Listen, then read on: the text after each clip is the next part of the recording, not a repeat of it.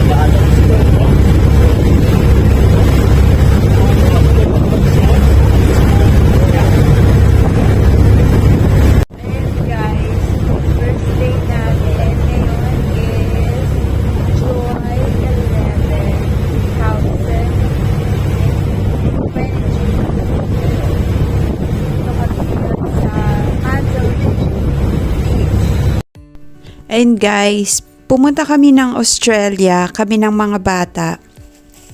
July 10 kami umalis ng Pilipinas ng gabi, mga 10. So dumating kami the next day na ng Australia ng July 11 morning. So nauna sa amin si Jeff ng May 30.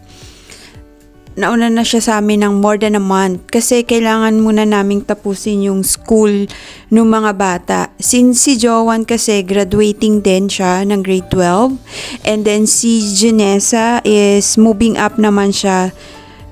Senior nursery siya. So tinapos muna namin yung graduation.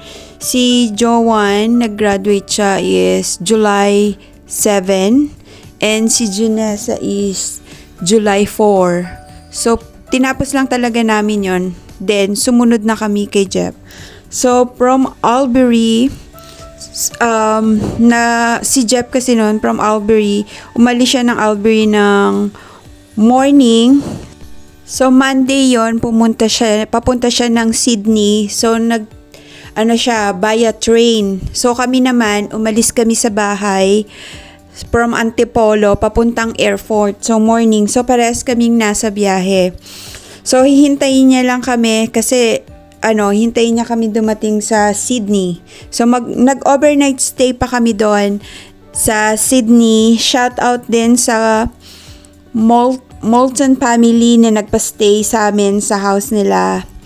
Yon. And then nagsundo sa amin sa airport kasama si Jeff and siya rin yung naghatid sa amin sa train station the next day para pumunta naman dito sa Albury.